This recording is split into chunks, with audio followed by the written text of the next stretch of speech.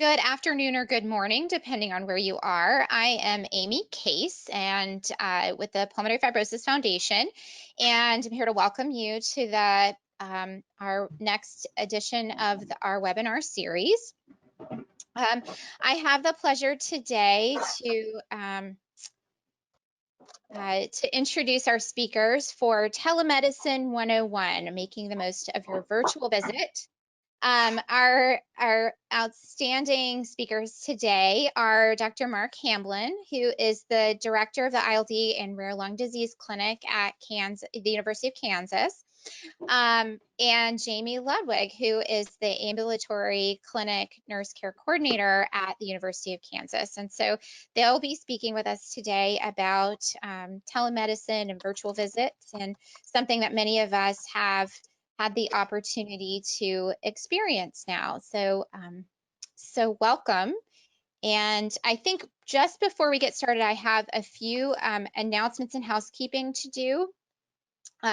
One is that I want to go ahead and let you know that there is a set of slides available for download.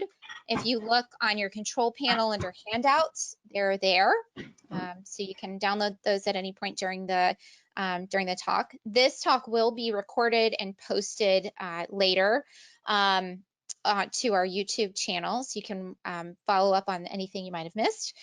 And please, if you wouldn't mind, give us a minute or two extra of your time. At the close of this session, there will be a survey that pops up. We are not sending email version surveys anymore. We're going to have that pop up for you immediately there at the end of the webinar. So if you could go ahead and answer that for us, it will not be emailed to you later, but it shouldn't take but a moment of your time. And we have a couple of, I'm going to kick this off before I kick it to Jamie and Mark. We have a couple of poll questions to ask here. So I'm going to have the first one hopefully pop up. Let's see. And it should pop up on your screen. So just to get the conversation started, have you had a telemedicine visit with your pulmonologist? And check for us here.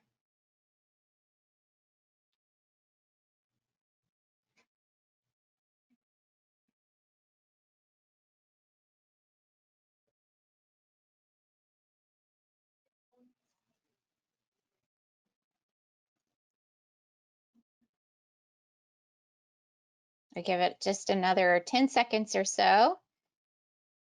We've got a good response. So this is pretty evenly split. About 50% of our listeners here have not had a virtual visit. 12% have had a telephone-based visit, and 43% have had a video visit. And that's good job, you guys. Good response there. Close the poll. And all right, and take it away, Mark and Jamie. Thank you for being here. Oh, thank you for the introduction, Amy. So obviously, a number of people have had some experience with telemedicine already, but a lot of people who haven't. You know, telemedicine is something that here at the University of Kansas, we've actually been interested in for a while, just because we do serve a pretty large 5-state region, a lot of patients in rural areas, some people that are having to drive 6 to 8 hours to come to the clinic to see us for what may be a 20 to 30-minute visit in some cases. And it would certainly be nice to allow people to potentially do some of their testing locally and be able to access their physicians over telemedicine. Now, unfortunately, there's a lot of logistical issues and bureaucratic issues that have limited the use of telemedicine before COVID. But with the pandemic, you know, now going on for 8-9 months, it's helped to basically tear down some of those bureaucratic walls that have limited access across state lines. And we've essentially seen almost a 600% increase in the use of telehealth. Now, I think I'm probably giving this talk because I'm one of the least technologically savvy directors of Pulmonary Fibrosis Foundation Care Center clinics. So I don't necessarily know what URLs and other things are like, and I think that sometimes helps when I'm talking to patients. So to kind of give you an idea of what telehealth is, I think we have to first recognize that there's a couple of different ways that it can be administered. There's what is often referred to as an audio-only encounter, which is essentially just a phone call. And then there's an audio-video encounter or a video conference call. And I think one of the barriers that we've seen in the past for why physicians and health systems have not necessarily move towards telemedicine is that with audio-only encounters, they aren't reimbursed very highly, and so it's much more profitable for health systems to have patients come into the clinic setting. And I think with the audio-video encounters, there's some limitations with access to internet. So we'll head on to the next slide here. And so with the different pros and cons with a video teleconference, you really need broadband internet, and there's specific download and upload speeds that you need to have. And like I said, I don't necessarily know how fast that is.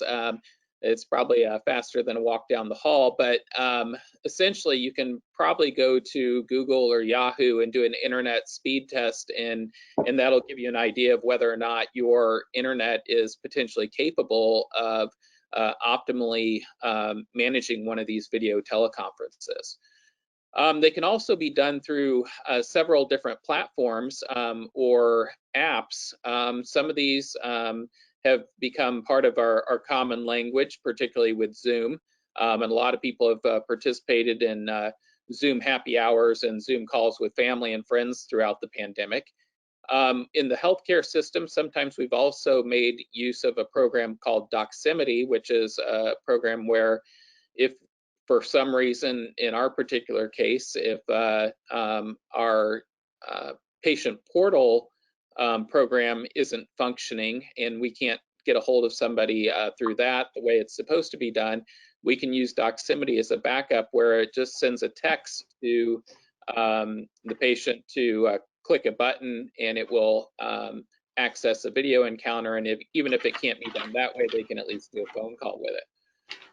Now, the other issue is that even if you have good internet, not everybody's computer is equipped with camera or audio capability. In fact, the main computer I use here at work to do most of my dictations and patient care doesn't actually have a camera or audio capability. So when the pandemic started, I actually had to buy new computer equipment that would allow this to be feasible. And not everybody has that capability. And certainly in the early months of the pandemic, if you were trying to find some of that equipment online, it had quickly sold out or became limited, or the prices went up quite a bit. So there's definitely some limitations there. Now, from patients, I often hear concerns about potentially not listening to their lungs and not being able to do a physical exam, and how am I going to know how they're doing? And certainly with the video teleconference, we can't really listen to your lungs, but to be quite honest, once you have an established diagnosis of pulmonary fibrosis, there's very little information I probably get from listening to your lungs. I can't tell if there's a 5 or 10% decline just by listening to your lungs. But there are definitely some other things that I can see on these video conference calls. Sometimes I can see that your cat is chewing on your oxygen tubing, and the fact that you now need 8 liters of oxygen has nothing to do with you worsening, but you just have a lot of holes in your oxygen tubing and you need to change it out.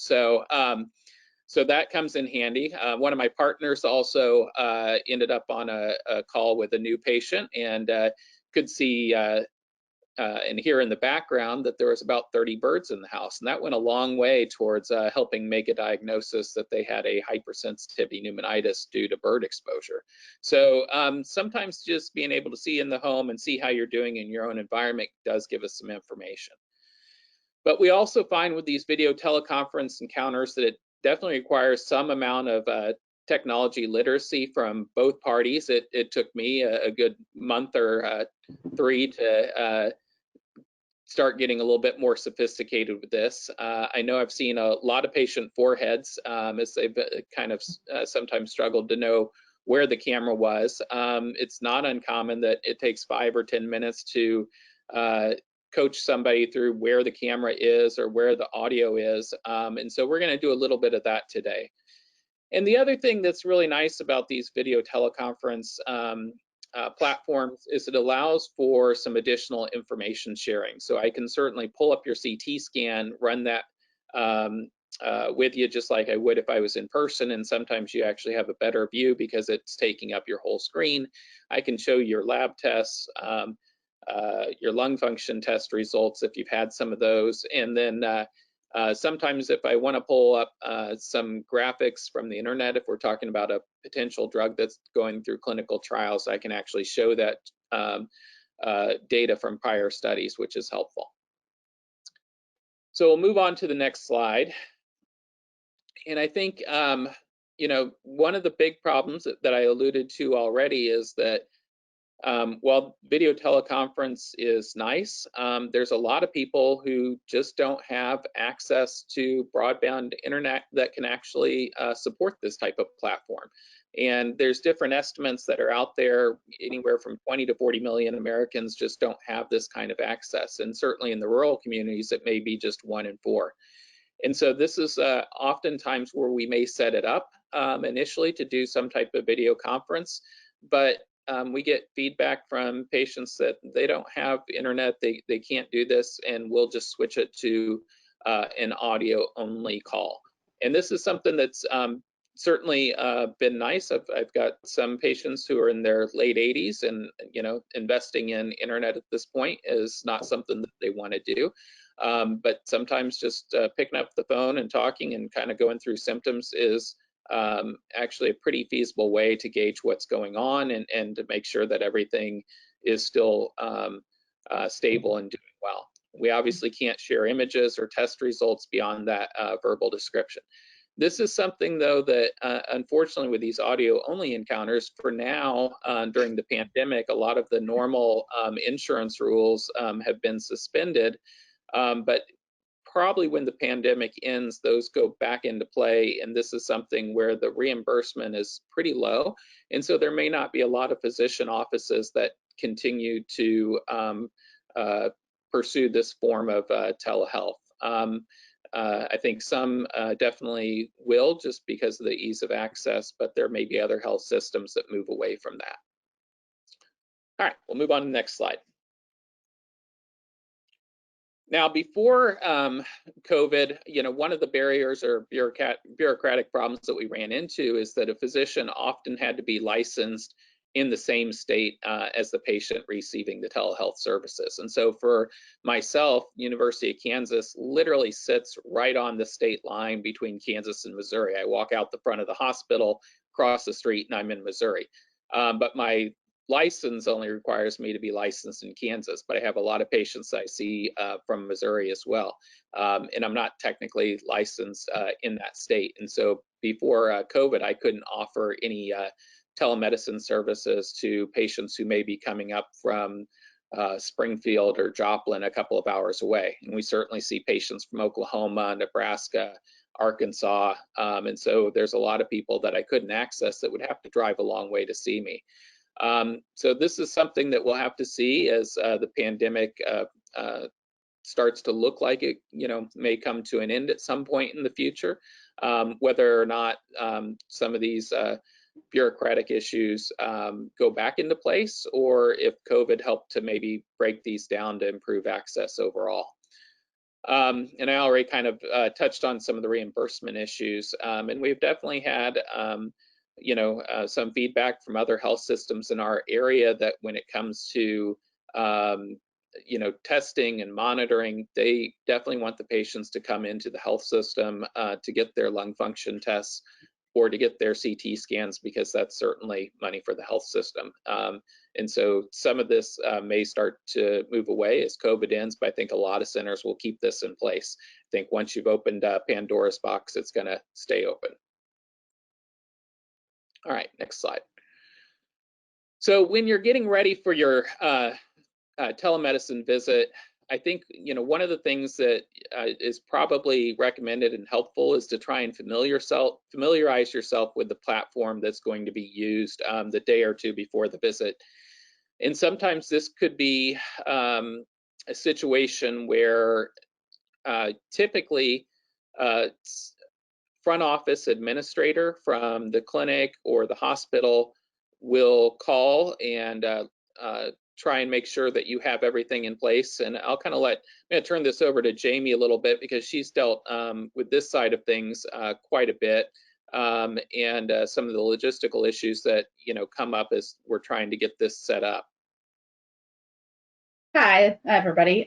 Basically, what Dr. Hamblin was saying is typically at our center, our pulmonary admins will call the patients and let them know that they're having a teleconference, make sure the patients are actually set up with our patient portal. That is how our patients will access the actual video conference through that visit and appointment link. And then basically, if patients aren't set up for that, that's when we send out an email, help them get set up for the actual patient portal, walk them through how the video conference will take place. If they need to get set up on their phone with Zoom and downloading the app, we kind of walk them through that. Otherwise, if it's through the actual patient portal, they'll actually just click on that link and that links them to the Zoom. And a lot of times the day of the appointment, either the nurse or the roomers will call about an hour or two prior to the actual telehealth and ensure that the patient is ready for the actual visit for when the doctor comes on, kind of make sure to walk through those steps on how to get into the actual Zoom appointment, do any troubleshooting that might happen. The actual roomer will contact the nurse if patient is having difficulties getting on the internet, and at that point we can decide, you know, is it best to just continue with the video conference, or do we need to switch to doing a doximity so the doctors can actually have the visit through like a FaceTime, so that we can still continue to see the patient, not have to cancel. We always, you know, advise that, you know, for the patient to try to get on the day before, to ensure that they actually are able to log in without any difficulties and see where they're supposed to go to actually click onto the actual Zoom. But typically, like I said, you know, an hour or two before, we're going through and trying to troubleshoot and getting these patients on the telehealth, so that when the physician is ready to click on, the patient is ready to go for the visit. Yeah, and I think just to build on that, it's something where if the video teleconferences are occurring through the patient portal, just as Jamie said, it's not a bad idea to ask them what type of platform are they using. Is it something where they're using Zoom? Are they using GoToWebinar, GoToMeetings, Microsoft Teams, something along those lines? And also download that app as a backup, because as you'll see as we go through this, there are some ways that if the patient portal system is failing, sometimes we can give you passcodes directly into the app to connect that way. So it's just good to have some backup systems in case the technology fails. And like she said, if all else fails, we do sometimes just pick up the phone and call. All right, next slide. And so I think that what we have found is that Zoom is probably one of the most popular platforms for health systems to use. Certainly here at the University of Kansas, our electronic medical record is something called Epic, but Epic uses Zoom as part of its telehealth platform. And so even though you may have to access Zoom through the patient portal initially, like I said, it's good to go ahead and download it as a backup.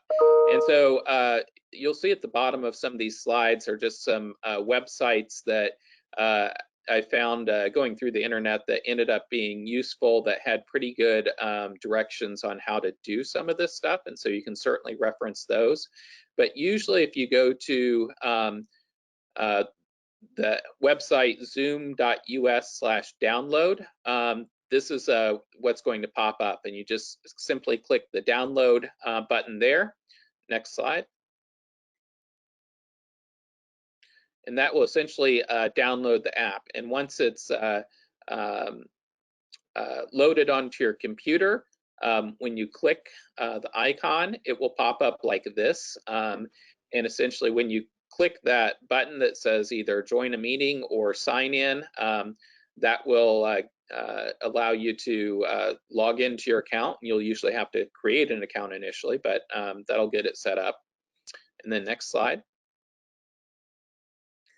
And this is, if it's something where you're doing this through a patient portal, it will usually be a situation where you're able to just click the link within the patient portal and it will take you into Zoom, and you'll bypass this screen here.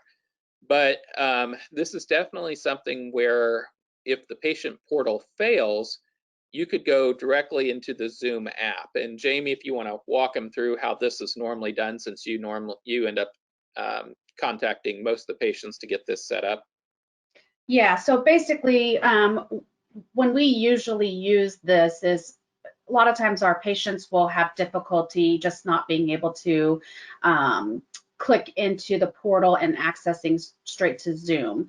After troubleshooting, a lot of times if Dr. Hamblin and I are already in the Zoom, that creates this meeting ID and a passcode that I will provide to the patient. I just have them go into the Zoom, the website, and then I will give them the actual meeting ID that Dr. Hamblin and I are in, and the passcode, and then they just link onto this and able to get into the meeting. This is also, we found, beneficial for patients that, you know, obviously with COVID, everybody's kind of isolated, and if they want a family member that to join them in the visit, this is another avenue that if the patient is logged into the portal, we can get the family logged into the Zoom and adding the meeting ID and passcode to the actual family member to log in. So this is just actually another nice backup that we have that we've used to get patients on their telehealth visits.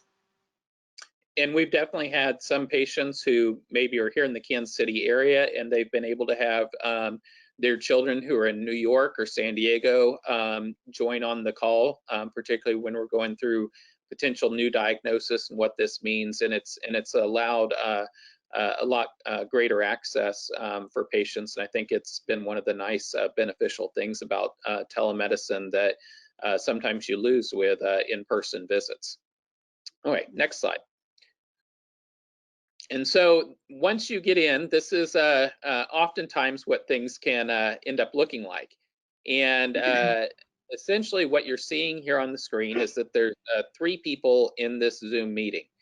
2 of the 3 people have figured out their video capability. None of them have figured out the microphone. And what you're seeing there is that if your screen is just black and has just a name on it, your video is not active, and so I can't see anything. And if you see a icon that looks like a microphone, it's got a red line through it, then your microphone's not active. And a lot of times when you're first clicking into this, there will be a button that says join with internet audio, and that's something that you want to click on, because if you don't, then the microphone won't come up as active, and you'll have to go through some steps to get that activated, but we'll try and walk you through this. So next slide.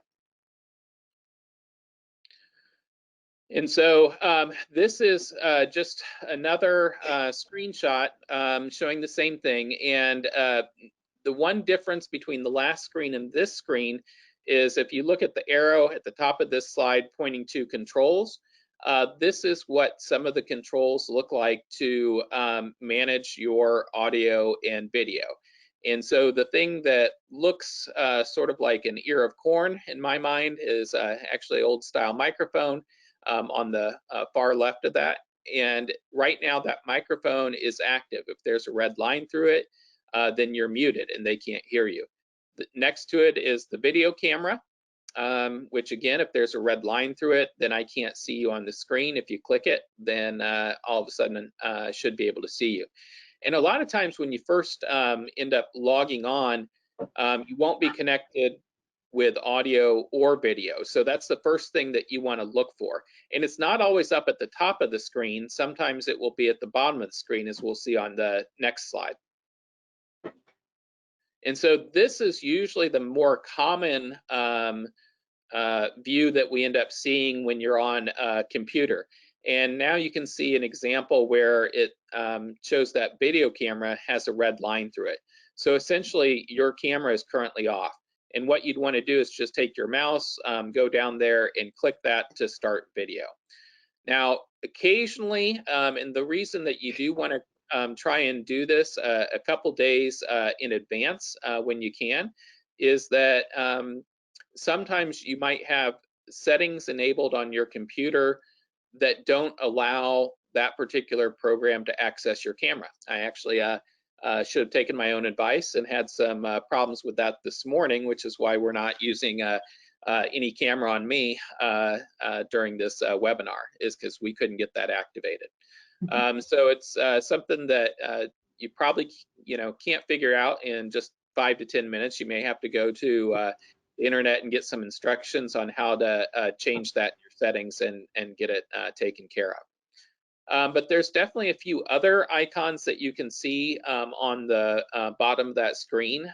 Most of those are probably things that the nurse or the physician is going to end up controlling.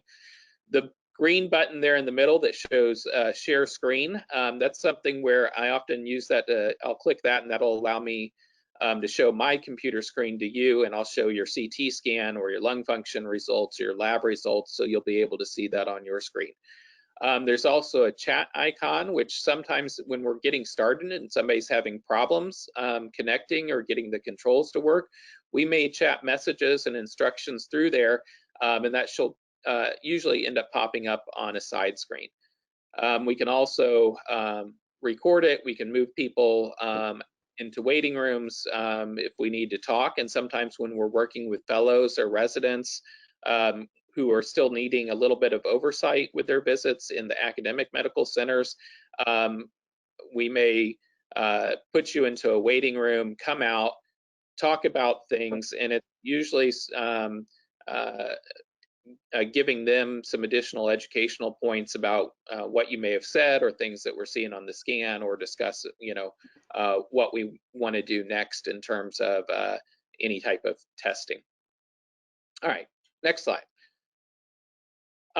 So this is a screenshot from the University of Illinois, and they actually ended up giving kind of a step-by-step walkthrough of different buttons. And so if you haven't used this, you can certainly go through it that way and get some familiarity with Zoom. And Jamie, if you want to chime in on any of this and give any thoughts, just interrupt me.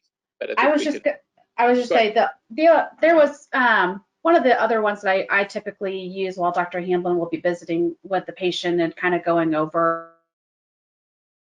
diagnosis or medications or whatnot. I'll actually use the chat button and send the patients like the disease process that he's talking about, how to spell it, different type of medications that he might be talking about, so that the patient has that to write down so they don't forget, because it's a lot of information typically that it's being thrown at them. So that I always find that control to be kind of nice to have for our patients. That's really the only thing that I was just going to add. Okay.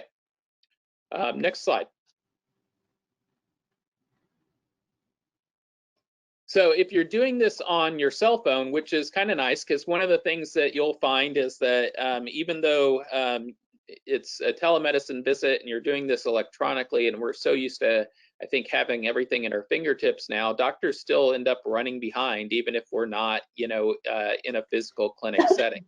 And consequently, we have some patients who may be sitting there on their computer, just waiting. And there are times that if you're having a discussion with somebody that about the need for lung transplant, or possibly that disease is progressing and more end of life care, those are conversations that you often have run over the normal clinic time. And so sometimes doing this on your phone is useful, because you can still be mobile and moving around, and you don't have to be just stuck in your house. Although obviously during the pandemic, that's not a bad place to be. But the controls are going to potentially look a little bit different on your phone than they do on a computer. There's going to be less of those controls, but at the bottom, you're often still going to have that microphone and video camera. And again, if those are red or have a red line through it, they're off. The other thing is that sometimes at the top of the screen, there is a speaker up there. And if you're not actually hearing the physician, you may want to click that button, and that will switch it from your normal phone to the speaker setting, so that you can actually hold the phone out and listen. The other thing to note is that a lot of times these screens with those controls will go black, and you actually need to touch the screen of the mobile phone to pull those back up again to see if your camera or microphone is on or off. So usually when you log into these Zoom calls, the first thing that you want to do is look for that microphone and that video camera and make sure those are on. All right, next slide. Now, if our patient portal fails, we can't get somebody set up on Zoom, then we'll often do a Doximity call. And this is just a different program. Here, you don't need to have anything special downloaded on your phone. The physician or nurse does. And essentially what we'll do is we'll just dial your number, and it will send you a video call invite. Now, this is something where to do a video call, it obviously has to go to a mobile phone. If it's going to a landline, this won't work. We'll often, on our end, get an alert that said that this, was potentially a landline and that they can't receive a video conference invite, and then we'll switch it to just a phone call.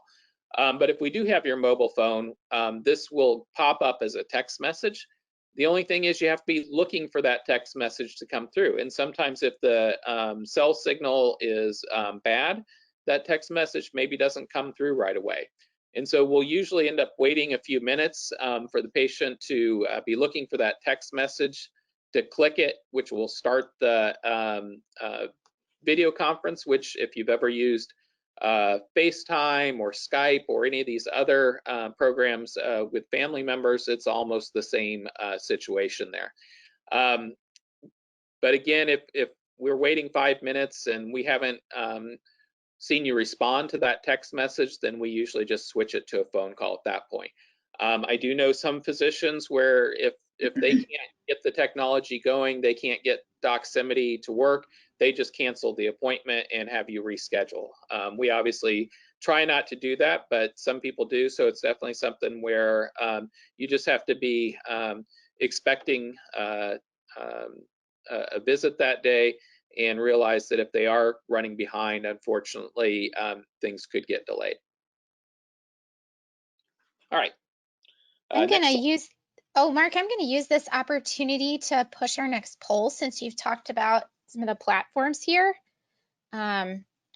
just to give our audience a chance to respond. So hopefully you guys can see this. If you have participated in virtual visits with your pulmonologist, please check the platforms or apps that you have used.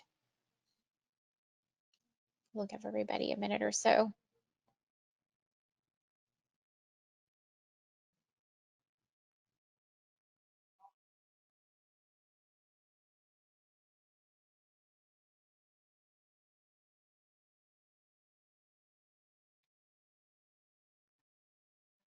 While everybody's voting, Mark, we have used primarily WebEx at our institution until they had the plugin for Epic go live, which I didn't realize was a Zoom feature. So that's interesting. Yeah, and I don't know if you know, other health systems have it built in with a different platform. I know that we use Zoom, and I think a lot of other institutions do. But like I said, I'm not that technologically savvy, so it wouldn't surprise me if they do support some other systems. Yeah. I know that there are some places that will just FaceTime directly with somebody's iPhone if they have one. I haven't done that. I'm an Android user, but I know that's another option that folks have used. And it seems, is it true that some of the platforms have been a little bit more flexible because of the pandemic in terms of their security and so on? I mean, there was a really high bar for video access at one point, and it seems like that may be a little bit more flexible. Yeah, to my understanding, they've relaxed some of the rules that they have or had in place prior to COVID, and I think it's something where that was obviously, you know, done out of necessity. I think that's been a good thing, because it's definitely allowed us to, because I've done the same thing with sometimes using FaceTime if I can't get the other things to work. But in general, they want to use platforms where there is some type of password protection or some security in place, so that it is a secure environment to talk about your health problems and meets the normal HIPAA guidelines that we use in the clinic setting. Okay, so our poll is a good response here. We had the overwhelming majority has used Zoom, so 55% Zoom, 10% have used Doximity, 10% WebEx, 3% have connected with Epic, and then 13% have used an option that we didn't list there. So, and this was probably a sampling of the people who said that they had used video visits earlier, about 42% of our folks that are out there. So thanks, everyone. So, and that's kind of what I would guess. So, you know, obviously we talked earlier that some patients are concerned we're not listening to their lungs. And like I said, that's not really the best way to gauge how somebody's doing. I don't know that people would be all this comforted to know, but basically physical exam findings are only about 30% sensitive in a lot of cases, which is why sometimes people get misdiagnosed and things may progress for a long time before we start hearing things. And so there's a lot of limitations to physical exam that people may not always realize. And so there's a lot of other ways that you can monitor your lung function. Obviously, we typically, you know, look at CT scans. We typically get pulmonary function testing. And in the early days of COVID, we had a lot of patients who were concerned about even coming into the hospitals and clinics to do some of this testing. And for some people, they've now had to go back in and get lung function tests, and they realize that a lot of the clinics and healthcare systems are going the extra mile to ensure safety, and a lot of people felt, who were really the most apprehensive about it after going into it and seeing all the temperature checks and all the things that were done, felt very, very comfortable with it.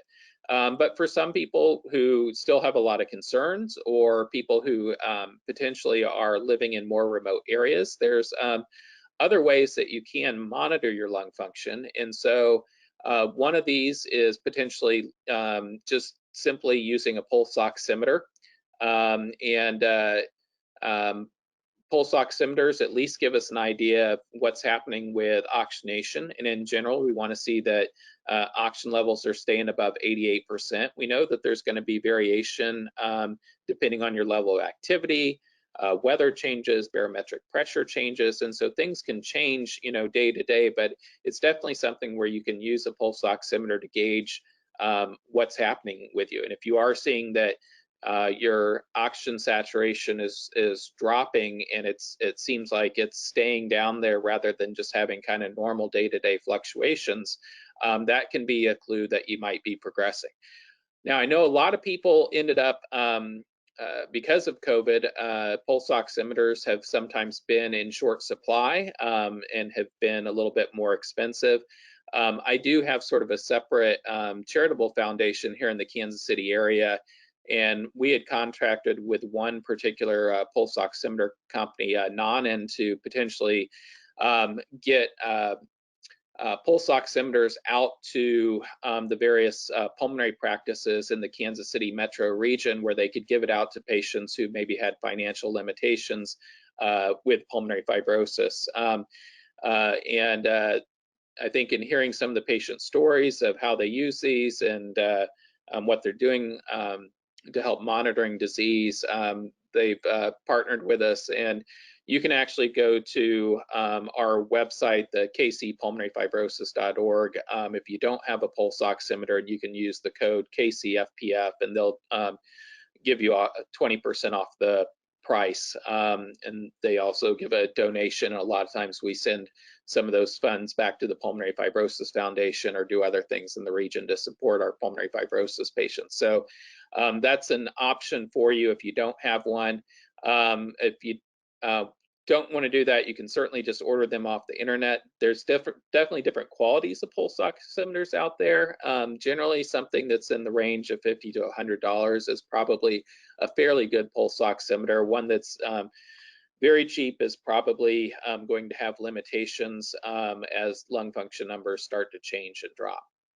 Now, the other thing that you can do is some people have elected to use handheld spirometers, and the one that we have up there is one from Vitalograph. Now, a lot of times with these handheld spirometers, they probably aren't quite as accurate as what we would get from the pulmonary function lab. I think anytime that you've gone in and been tortured with pulmonary function tests, it's something where you do realize how much effort goes into that. And so sometimes doing that at home by yourself, you may not necessarily push as hard, but I think what you want to do is try and do 3 measurements and try and take your best.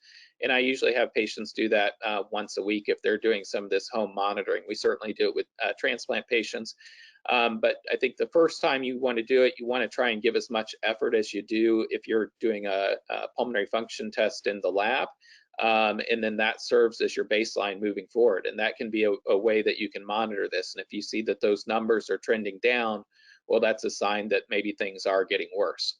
If you're in the Kansas City area, we've also are getting ready to ship out some of these handheld spirometers to different pulmonary clinics in the region. So now we can also still get CT scans. You can certainly sometimes get those locally, obviously going into healthcare systems or diagnostic imaging centers, and we can get those sent electronically to us, and then we can review those images as well. So there's a lot of different ways that we can monitor what's going on with you without necessarily always having a face-to-face visit. I think obviously these things are things that definitely help as we've gone into this era of telemedicine.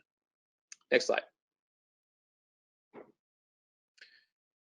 And there's also some tracking apps that are out there. So if you do end up using pulse oximeter, or if you do get one of these handheld spirometers, there's different tracking apps that can record this information, can share it back with physicians or your healthcare team. Patient Empower is certainly one that had partnered with the Pulmonary Fibrosis Foundation to provide this kind of service. And so this is a way where it can help keep some of those numbers and keep a log for you. But obviously, some of these are handheld spirometers that have Bluetooth connectivity to your cell phone, but you don't always have to do that.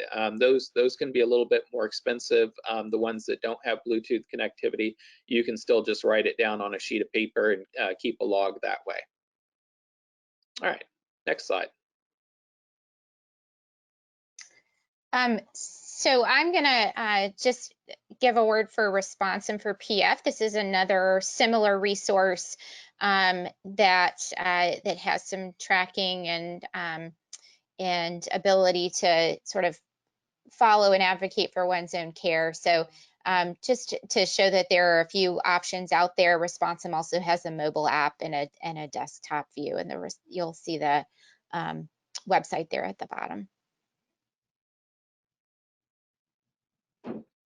And this is a patient sheet sort of to keep up with medications and diagnosis and make notes of anything else. This is part of the mobile app. It sometimes helps with communication and keeping up with records. You can be able to share. Okay, now that really is all that I had. I don't know if anybody has any questions. Certainly, if Amy or Jamie, if you guys have any other experiences or thoughts that you've had so far with telehealth that you want to share, I'm sure everything helps everybody navigate this new world. I'll share. I've had a pretty similar experience, with people's, mine included, ability to navigate some of this. Our institution went early to using WebEx, which is a little clunky, I think, for video visits. It's a little challenging to schedule and requires a little bit of a download, I think, in a lot of cases. If you in Epic, which is what we use, if you have a MyChart access, it's actually pretty easy on the doctor side. I think it's fairly easy on the patient side too, just to connect. Sometimes I'm able to connect with the patient before our nurses had a chance to reach out and even call the patient to make sure that they can get on the video call. So that it does help to have it built in if one already has access to the medical record system patient portal in that scenario. Yeah, and I think, obviously for a lot of people, particularly if you're, don't have a lot of experience with some of these technology platforms, there's just a certain amount of apprehension that kind of goes into it. I think that what I've seen so far is that they are actually fairly easy to use once you get a little bit of familiarity, because we've certainly have patients who have had follow-up visits in that very first time, a lot of problems with connection, a lot of issues with figuring out where the video or the microphone was, and after that second or third visit, they've become pros at it. Yeah, I was just going to share too that as soon as our patients have had a chance to use the telehealth and actually experience what it's like to have a visit with a physician, that way, a lot of times that's what they're requesting the next few visits to be like. We have allowed our patients to even get their testing closer to home so that they don't have to travel all the way, obviously, out to our facility and then expect them to get home by a certain time to have their telehealth visits right after testing. So we have tried to accommodate changing up the dates and times for testing to be done prior to actually having that visit with our physician. And that has gone pretty well for our patients, and haven't had a lot of issues with that. It's just making sure that we have those results prior to the actual visit with the physician. But like I said, most of our patients, once they have the experience of doing a telehealth, most of them are wanting to do that from then on out rather than having to come to the facility. Yeah, so true. So we do have a question kind of referring back to the HIPAA compliance. Is Zoom HIPAA compliant, and do doctors have to have a special account or plan to use it for this purpose? I think the embedded Zoom option to the medical record system is probably HIPAA compliant. I'm not sure about standalone Zoom. Yeah, so we actually, you know, it's something where I don't know all the specifics, but I do know that we actually have sort of two different Zoom licenses for our health system.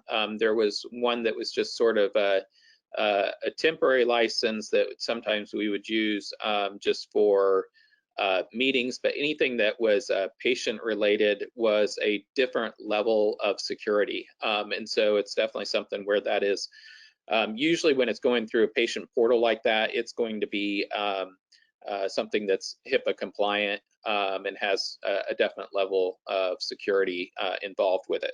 And I think that's why, you know, if we can't get it working through our normal patient portal, we'll switch over to Doximity, which is also HIPAA compliant rather than going to, you know, some other, you know, type of Zoom feature. That's why it also generates that passcode, and you have to have that in order to even get into that actual Zoom meeting. So we have this is a great question. Other than emergencies, when would a pulmonologist prefer an in-person versus a virtual visit? You know, to be quite honest, I'm not sure that there's many situations where I truly need the in-person versus the virtual visit. The one thing I will say is that there's absolutely a different level of connection that you get with a person face to face as opposed to over telemedicine. And so I can give a lot of instruction and detail, but I think a lot of the rapport that I have with my established patients has, you know, occurred over time from those face-to-face visits, and so you do feel a different level of connection there.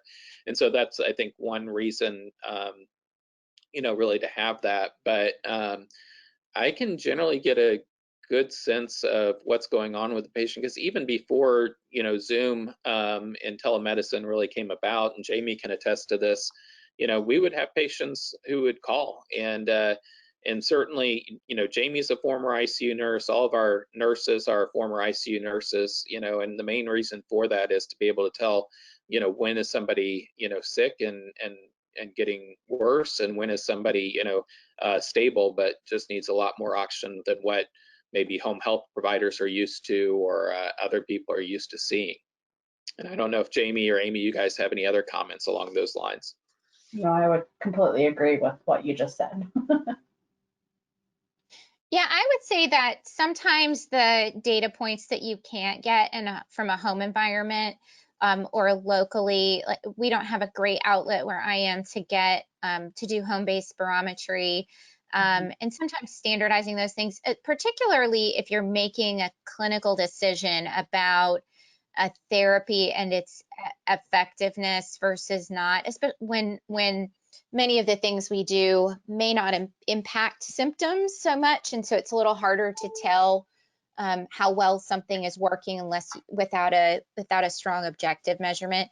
That said, you know, those I also feel that in-person visits are probably not necessary every time we're to visit together. And I agree with something you said earlier, Mark. There may be other things that we get to pick up on or focus on in a virtual visit when we're not, you know, spending half the time in the office doing pulmonary function testing.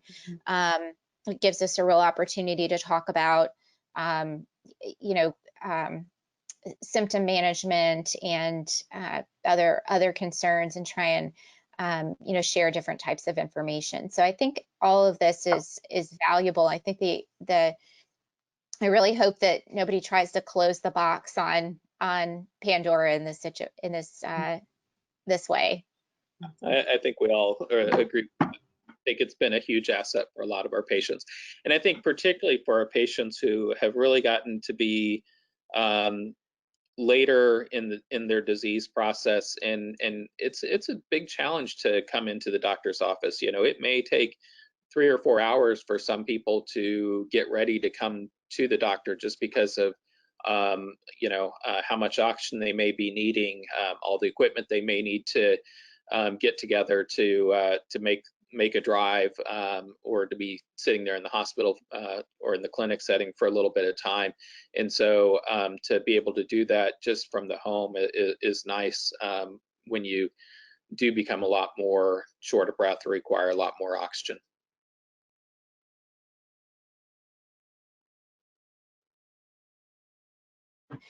Okay. Yeah, we have a couple more.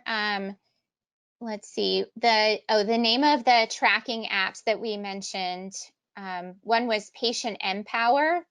I can actually go back to that slide so you can see it. Empower. And the other is Responsum for PF.